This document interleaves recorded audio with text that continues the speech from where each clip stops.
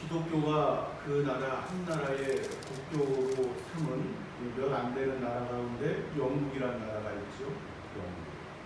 이 영국이라는 나라에서 여러분 이제 한 신경정신과의 통계가 이렇게 발표된 적이 있는데, 이 현대로 올수록 수많은 어떤 정신 질병들이 많이 발생을 합니다. 그리고 그 정신 질병을 앓고 있는 것 자체가 굉장히 세부적으로, 그 항목도 아주 잘게 이렇게 나뉘어져서 발표되고 있죠.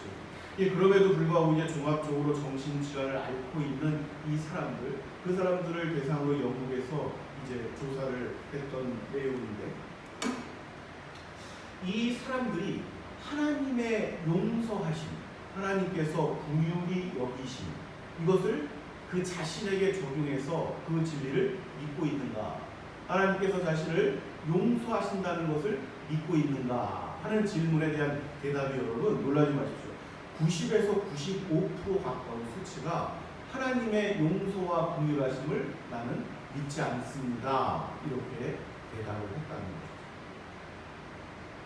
이것이 안타까운 거예요. 어려서부터 이 기독교에 대한 어떤 이 문화적인 또 어떤 관습적인 또 그러한 내용 속에서 이렇게 자라왔음에도 불구하고 정신병은 앓게 되고, 또 그러한 가운데서 수많은 우울증, 불안장세, 여러 가지 있을 거 아니겠습니까?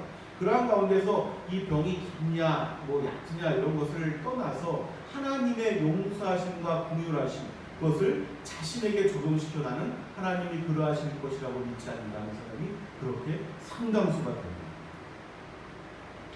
여러분, 이 복음이라는 것은 무엇이냐면 사실은 단순합니다. 하나님 앞에 나아가서 나의 모든 것들을 고백을 하는 것입니다. 고백을 진실로 하기만 하면은 하나님께서 그것을 보시고 내 마음을 보시고 그 영혼을 보시고 용서하시고 긍휼을 베푸시고 은혜를 베푸신다 하시는 것입니다. 그것을 믿는 것이 복음을 받아들이고 그것을 믿는다는 거예요. 할렐루야. 이 일이 그렇게 어렵습니까? 근데 어려운 사람들은 굉장히 어렵다는 거예요. 이것이 사람의 힘으로 되는 게 아니다. 사람의 힘으로 되는 게 아니다.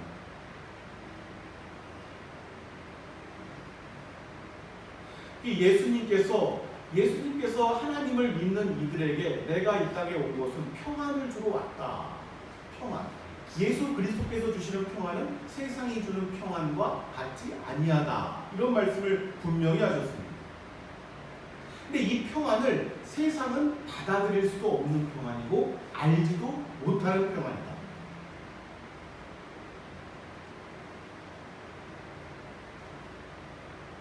이 평안이 어디로부터 오는지 아는 사람만 느낄 수 있는 평안입니다. 할렐루야.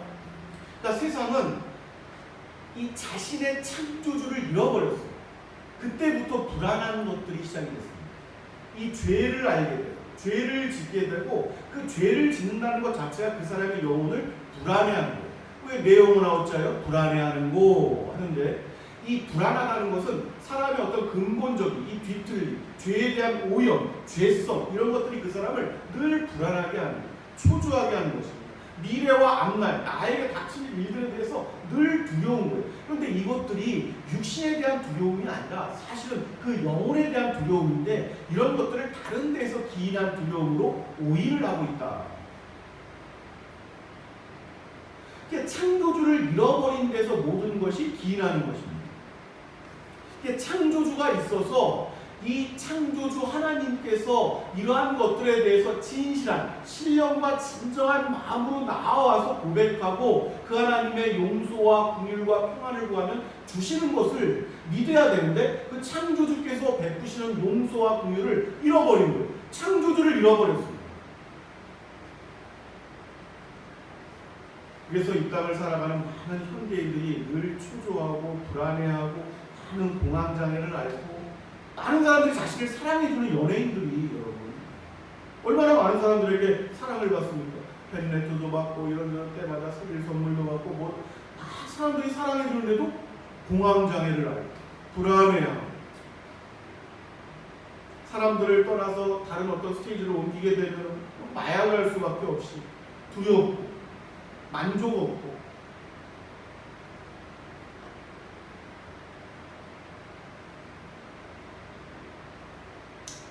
창조주 하나님을 안다. 그분의 용서와 긍휼하심, 그 사랑을 깨닫는다. 여러분, 이것은 놀라운 것입니다. 정말 놀라운 거예요. 이 현대 사회를 살아가는 이 말로 달성 수십억의 인구 가운데서 이 놀라운 하나님의 사랑과 은총을 실제적으로 알고 아는 것을 넘어서서 그것을 실제적인 빛과 체험 속에서 살아간다는 것은 놀라운 은총입니다. 놀라운 은총이. 어떤 사람에게는 이 놀라운 사랑과 은총을 빛을 비추어 깨닫게 하시는데 어떤 사람에게는 그 빛이 비추어지지 않는 거예요. 이것이 이제 우리가 이해할 수 없는 신비다. 성경 곳곳에서 증거하는 신비로운 것들에 속한 일이다 하는 것이죠. 우리가 생각하기에는 하나님께서 모든 이들을 다 사랑하실 것 같아요. 다 사랑하실 것 같은데 성경은 그렇지가 않다 이렇게 말씀하십니다. 어떤 사람은 이 빛과 평안을 몰라서 죽을 때까지 그 불안함 속에 산다니까. 불안, 초조, 신경 쇠약증, 이 현대인들에게 자주 나타나는 어떤 특징들 아니겠습니까? 정서적으로 특별히 그 모든 것들에 대한 불안이 누구에게로 가냐면 자신들의 지인들, 가족들, 핏줄들, 혈족들에게 그것들이 다 돌아가는 가슴 아픈 일들이죠. 창조주를 잃어버렸다는 것은 여러분 아주 말로 다 할 수 없는 저주입니다.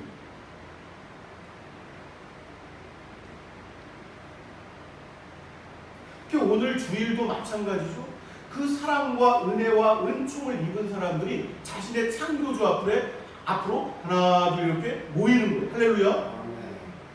이게 말로 다 할 수 없는 은총이다.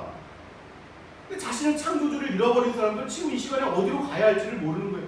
이게 눈에 보이고 좋은 것들을 찾아서 사방으로 가는 것입니다. 오늘 한번 이렇게 생각을 해보세요.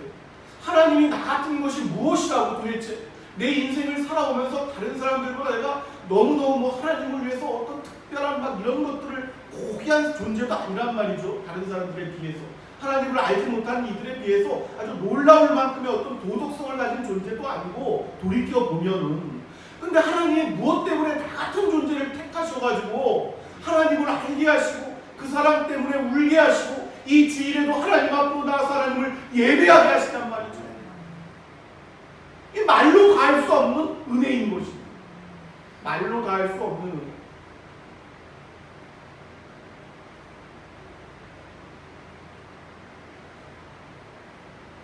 이 여러분 시편이나 이 여러 곳들에서 이 성경의 어떤 이 기록 속에서 우리보다 앞서 살다간 믿음의 선진들의 고백들을 보십시오. 다 이런 고백이에요.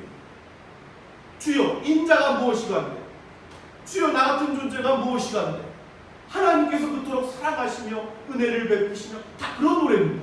여러분 이해할 수가 없는 거예요. 도무지 이해할 수가 없습니다.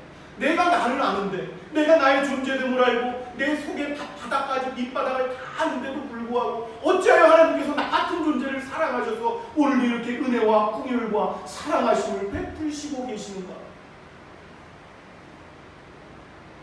이게 신구약의 모든 증언입니다. 모든 증언.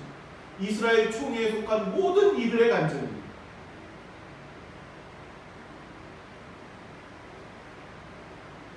이러한 것들이 왜 그렇게 되었는가? 우리가 돌이켜 보면 다 마찬가지. 아브라함을 보십시오. 아브라함 여러분. 아브라함. 파란 땅 아주 그냥 무슨 온갖 우상 숭배가 난무하는 이방인들로 여러분 거기에서 아브라함 한 사람을 하나님께서 불러내십니다. 할렐루야. 아브라함 한 사람을 불러냈어요. 아브라함 한 사람.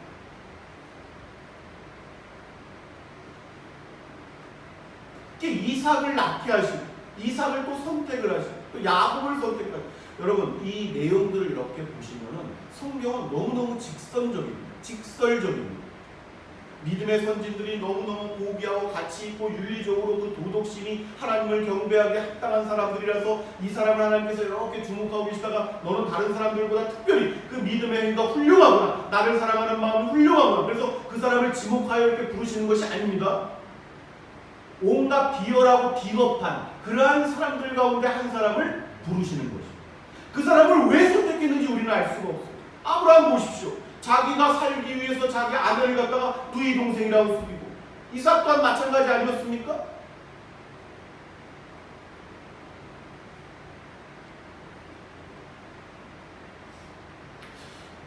이삭 또한 마찬가지. 이삭을 선택한 것도 하나님께서 아브라함의 자식이 이삭이 낳은 아들이 6명입니다. 이스마엘을 시작으로 해서 이 아브라함이 낳은 자식이 나중에 보면 6명이 나오는데 6명의 아들들 가운데 하나님께서 이 모든 택한 백성들의 믿음의 조상의 계보를 이어가게 하신 것은 바로 이삭이었다. 이삭이 대단한 특별한 존재라서 그런 게 아니란 말이에요, 여러분. 야곱의 생애를 보면 우리가 더 놀랍죠? 야곱, 여러분. 쌍둥이 에서와 이렇게 다 같이 태어났는데, 여러분, 이 에서가 붉고 용맹하고 아주 산에 갔고 들판과 사냥을 막 다니면서 양을 이 짐승들을 사냥하고 아주 호전적이고 남자 같고 야성미가 아주 그냥 넘치고, 여러분 그런 존재 아닙니까? 에서가. 야곱은 그런 거에 비하면 어머니 리브가 치마쁘게 졸졸졸 쫓아다니면서 엄마가 시킨 대로 하고, 어떻게 하면 저거 형 에서 이거 장자권 내가 이렇게 아버지를 속이고, 눈이 아버지가 잘 안 보인다고 해서 아버지를 속이고, 여기다가 털도 붙여가지고 에서처럼 아주 술수에 능하고, 여러분 하나님 우리가 사람으로 지켜볼 때는 아주 당연하게 선택의 기준이, 야, 이 사람 남자다, 이 남자네 남자, 멋지잖아요. 하나님의 이 근데 선택은 바로 에서가 아니라 야곱에 있었다. 도무지 우리가 이해할 수 없는 내용, 우리가 이해할 수 없는 내용. 이 야곱을 통해서 이스라엘의 12지파가 그 수많은 자식들이 이렇게 퍼져나가는 거 아니겠습니까? 이러한 복의 복을 우리가 어찌 이해할 수가 있겠어요? 여전히 신앙 안에서 이것저것들을 판단하고 어떤 잣대를 들이대고 이런 기준에 맞아야 된다 이렇게 하는데, 여러분 하나님의 은혜는 그러한 것과 관련이 없는 것이다. 하나님의 은혜는 자꾸 사람이 겸손해질 수밖에 없어요. 그 사람이 겸손해질 수밖에 없어요.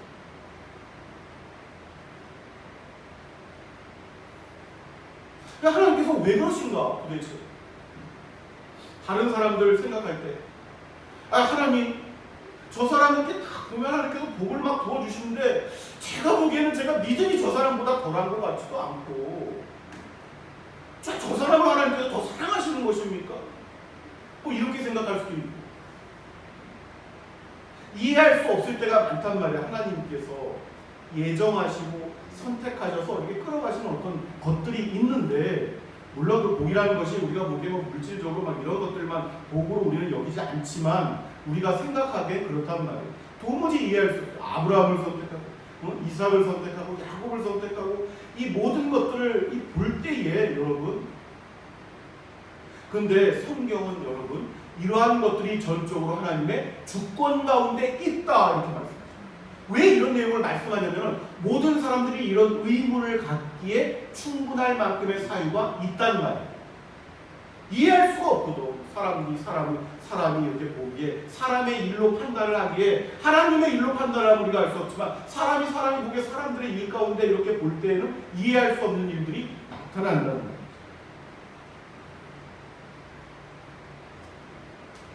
이 일을 여러분, 그래서 사람들이 많은 생각들을 하니까 도무지 나는 내가 믿는 하나님 이해할 수 없어요. 사도 바울이 그래서 이런 말씀을 하는 거죠. 사도 바울을 통해서 로마서 9장 13절 14절 말씀을 보면은, 여러분 한번 제가 봉독합니다. 들어보십시오. 기록된 바 내가 야곱은 사랑하고 에서는 미워하였다 하심과 같으니라.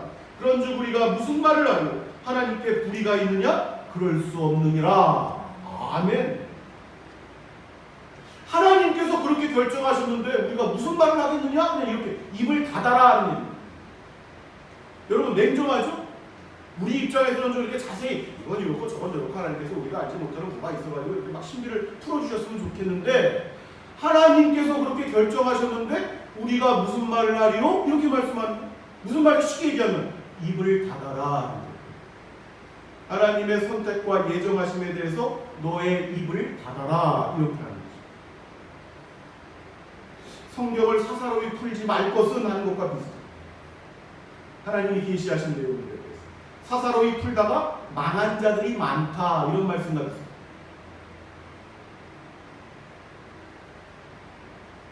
하나님께서 그렇게 그건 합리적이지 않습니다. 하나님 이렇게 말할 수 있느냐는 거예요.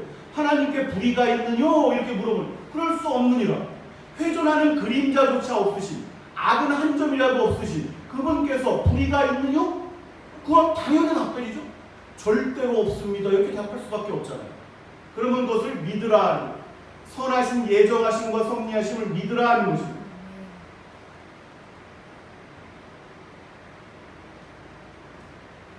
그러니까 이러한 것 모든 것 너머에는 하나님의 어떤 이 복 주심에 대한 예정하심이 있다. 이게 성경에 우리가 이 예정에 대한 부분을 우리가 가슴을 치며 믿을 수밖에 없어요. 예정. 이 예정의 신비가 여러분 아주 놀랍습니다. 이 예정이라는 것 한 가지를 깨닫고 그 인생 전체가 뒤집어진 사건들이 너무너무 많다는 거예요, 여러분. 고대 교우 가운데 어거스틴부터 그랬어요. 어거스틴부터. 아주 탕아처럼 방탕하게 창녀들하고 어울리면서 말 좀 잘하는 이 말을 잘했거든요. 이 어거스틴이 이 수사학에 대해서 당시 이제 수사학을 자주 배웠는데 아주 여기에서 아주 이 언어의 연문술사처럼 아주 말을 달콤하게 잘했단 말이에요. 말 잘하죠. 노는 거 좋아하죠. 어머니 모니카가 기도하면서 잘 좀 그렇게 안 들어옵니다. 여러분. 세상을 막 다니면서 막 이런 사람이 하나님을 만나게 된다니까요. 갑작스럽게 로마서 몇 장 읽어라 피니까 로마서 몇 장이 딱 나와.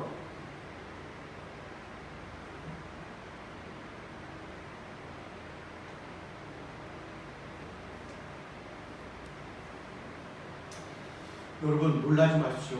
하나님께서 창세전에 우리를 미리 아셨습니다. 창세전에 미리 예정하셨습니다. 우리 길을 복주기로 결정하시고 우리를 한 사람의 이름을 아시고 우리를 한 사람을 복주기로 결정하셨습니다. 그리고 우리 한 사람과 영원토록 함께 살기로 결정하셨습니다. 그 예정하심을 따라 인류 역사 속에서 자신들이 태어나야 할 때 그때예요. 그때 하나님이 정하신 때가 그때입니다. 그때 태어나는 것입니다. 그때 태어나는 거예요. 이게 인류의 역사, 인간의 역사라고 불리는 모든 역사의 수레바퀴가 그거예요. 그냥 그거. 구원을 위한 이 수레바퀴입니다.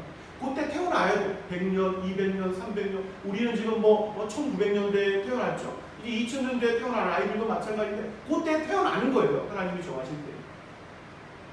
그렇게 하다가 하나님께서 미리 이렇게 콜링하기로 작정된 자들, 그 예정된 자들이 그 시대마다 이렇게 태어나는 겁니다. 그렇게 해서 하나님을 만나게 돼요. 할렐루야. 하나님을 섬기고 하나님의 사랑을 받는 기쁨을 알다가 그렇게 아버지께 다시 돌아가는 것입니다.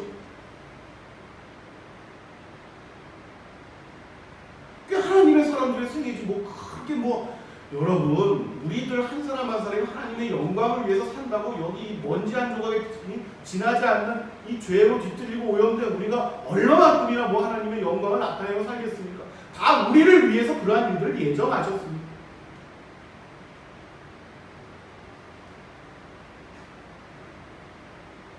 이 일을 깨닫는 거예요. 이 일이 가장 큰 진리입니다. 하나님께서 미리 정하신 자들을 부르신 자들을 의롭다 하시고 의롭다 하신 자들을 영화롭게 하셨습니다. 이것이 이제 성경의 전부의 진리입니다. 성경 전부의 진리.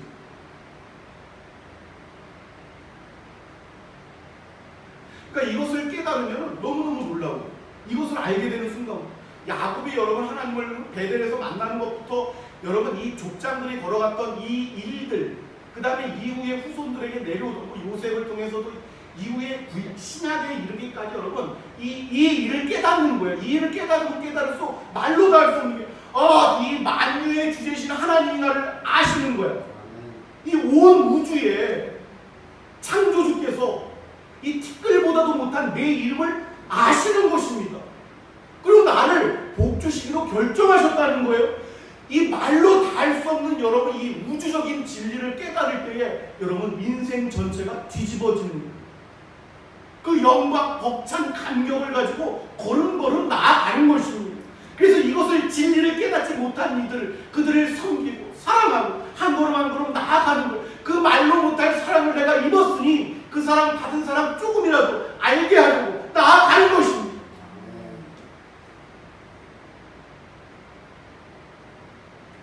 오늘 주신 내용 여러분 말씀 다시 한번 보세요. 고린도후서 5장 15절로 21절 말씀 제가 여러분 좀 편하게 이렇게 보겠습니다. 다시 한번 이렇게 보세요. 제가 공독할게요.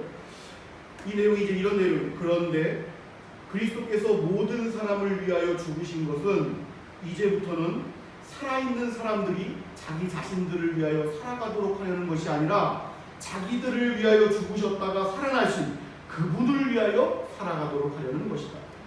그러므로 이제부터 우리는 아무도 육신의 잣대로 알려고 하는 것이 아니다. 전에는 우리가 육신의 잣대로 그리스도를 알았지만 이제는 그렇지가 않다. 누구든지 그리스도 안에 있으면 그는 새로운 피조물이다. 옛것은 지나갔고 보라 새 것이 되었다. 이 모든 것은 하나님에게서 난 것이다.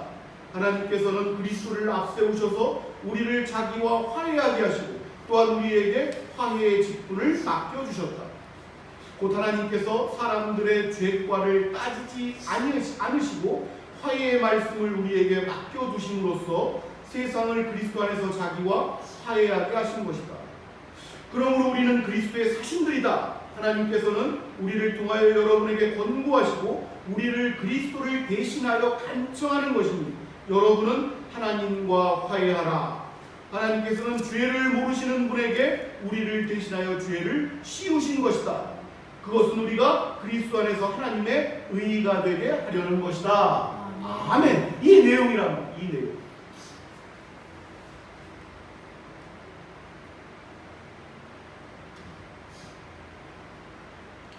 오늘 이 말씀에 나타난 이 화해라는 것은 헬라어를 찾아보면 카탈라게라는 뜻이 있어요. 카탈라게. 이 카탈라게란 이 뜻의 어떤 이 의미는 뭐냐면 이 교환이라는 뜻이에요. 교환. 이 맞바꾸는 거. 맞바꾸는 교환.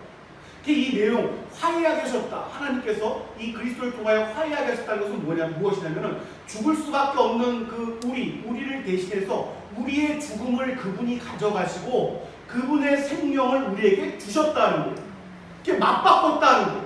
교환했다는 것입니다. 이것이 이제 화해의 뜻이란 말이에요. 화해. 죽어야 될 것이 죽음을 그분이 가져가신 거예요. 할렐루야. 우리의 죽음을 그분이 가져가셨다는 거예요. 그리고 그분이 가지고 계신 영원한 생명, 본래부터 가지고 계셨던 그 영원한 생명을 우리에게 주셨다는 거예요. 바꿔서. 그것이 이제 이 화해라는 뜻, 복음의 어떤 이 진면목인 것이죠. 카탈라게라는 뜻의 의미가.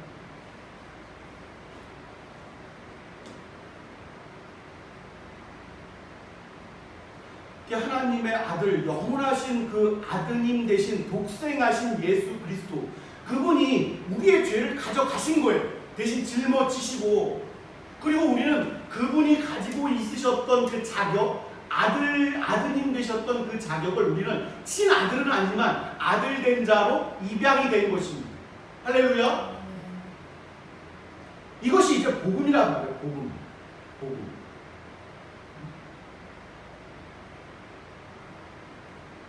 당시에 이제 로마에는 이 아들에 대한 어떤 다른 사람 또 혈족 이들의 아들을 갖다가 자신의 아들 입양한 아들입니다. 근데 이 입양한 아들이 누리는 것은 진짜 친아들과 똑같습니다.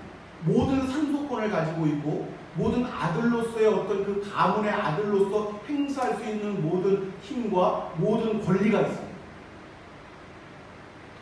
그래서 오늘 이 사도 바울이 이러한 어떤 단어들을 사용을 할 때는 그 당시에 이 서신서를 읽을 때 많은 이들이 그것들을 이게 알고 있는 바니까 그런 단어들을 선택해서 이제 사용한 것이죠. 양자된 바 이런 말씀. 곧 아버지라 부르느니라 하시는 말씀. 실제로 이제 아들이 되면 딸들이 되면 어느 날부터 기도를 하는데 갑자기 하나님 활도 되는 예전에 갑자기 언제부터 친해졌다고? 아버지, 아빠, 아버지 이러면서 막 슬프다고 울고 뭐 이렇게 안 해주신다고 울고 뭐 떼쓰고 애쓰고 뭐 이렇게 막 땡깡 부리고 어떤 사람은 밥 안 먹는다고 이거 안 해주시면 밥 안 먹어요? 우리 뭐 그런 거 있잖아요. 애들 때 입을 뒤집어 쓰고 밥 안 먹어요? 그 금식에 금식한다고 들어가서 아버지 나 이거 안 해주시면 밥 안 먹어. 왜 금식한다고? 그렇게 하면 아버지가 마음이 쿵닥쿵닥 해가지고 알았어 이렇게 들어주시고 우리 아버지가 들어주셨다. 나 사랑해 주셨다. 머리 만져주셨다. 기쁘다고 이제 간증하고 이 아버지 자식이 되는 것입니다. 할렐루야.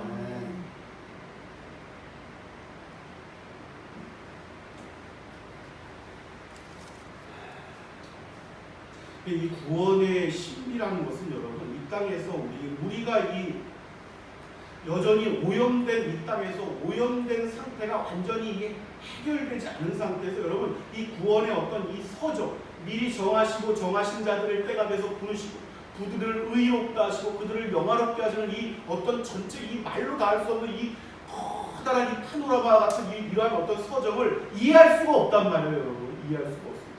단지 그 순간순간 탄식하기도 하고 울기도 하고 기뻐하기도 하고 뛰놀기도 하고 이러한 과정들이 이렇게 뭐 점철되어 가는 것처럼 보이지만은 여러분 하나님께서 이 모든 것들을 영혼이라는 건 여러분 이 시간이 피조세계가 만들어졌기 때문에 영혼이라는 것을 이해 못할 뿐이지 원래 이 시간이라는 어떤 이 피조세계가 만들어지게 원래 영혼이란 말이에요. 영혼 여러분.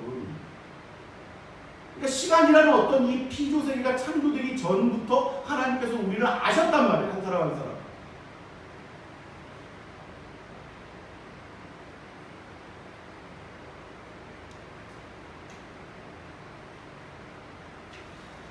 그러니까 우리가 한 가지만 기억하는 것입니다. 이 땅에서. 예수 그리스도 말로 다 할 수 없는 삼위 하나님 예수 그리스도 그 존귀하신 분 그분께서 독생하신 아드님으로 여러분 이 땅에 오셔서 맞바꾸셨다. 우리 죽을 수밖에 없는 하나님께 대하여 죽은 자의 이미 뭐 반응조차 할 수 없어요. 하나님에 대한 어떤 것들을 툭하고 건드려도 시체야 시체 움직일 수도 없어.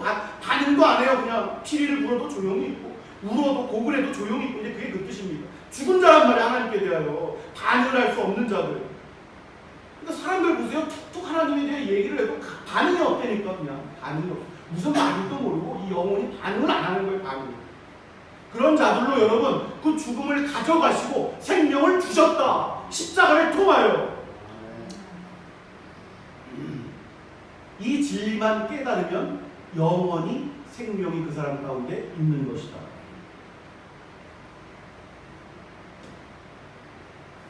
사도 바울이 깨달았던 그 고상한 지식이 여기서 다 굉장히 여러분 그 고상한 지식이라고 이렇게 표현하지 않았습니까? 오늘 이 시대를 살아가는 그리스도인들, 그 믿음의 후예들인 우리들, 그 사도의 정신을 계승한 우리들 역시 그런 거예요. 사도 바울이 예수 그리스도의 남은 고난을 내 육신에 채우노라 이렇게 하셨던 것처럼 우리들 상의 생의 순간순간들 저마다 주신 믿음의 분량을 따라서 섬기고 사랑하고 할렐루야 나타낸단 말이에요. 그 나타내는 게 내가 생명이 있다는 것을 증거하는 거예요. 아이들 꽁꽁 묶어보세요. 태어난 뭐 이제 돌 지나고 두 돌 지나고 꽁꽁 움직이지 못하게 해보세요. 난리가 날 거 아니에요. 물도 난리가 날 거 아니에요. 꼼짝 못하게 해요. 생명이 있다는 것은 예수 그리스도께서 내게 생명을 주셨다는 것을 막 돌아다니는데 애기처럼 막 네 발로 기든 두 발로 걷은 이렇게 장성한 청년처럼 다니든 간에 믿음의 분량을 따라서 저마다의 이 상태에서 다니는 거예요. 내가 생명이 살아있다. 하나님의 생명을 나타내는 것입니다. 섬기고 사랑하고 헌신하고 할렐루야.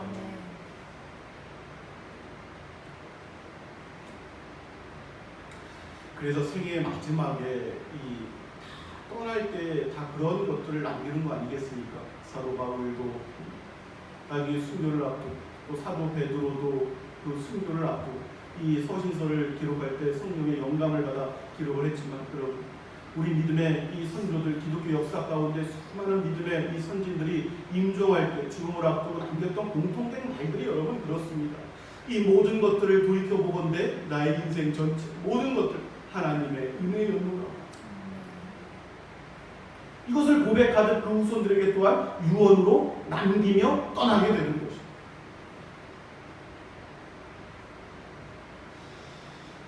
하루하루 선택받은 은혜에 대해서 감사와 기쁨으로 충만하게 하시기를 우리 예수 그리스도 이름으로 축원합니다.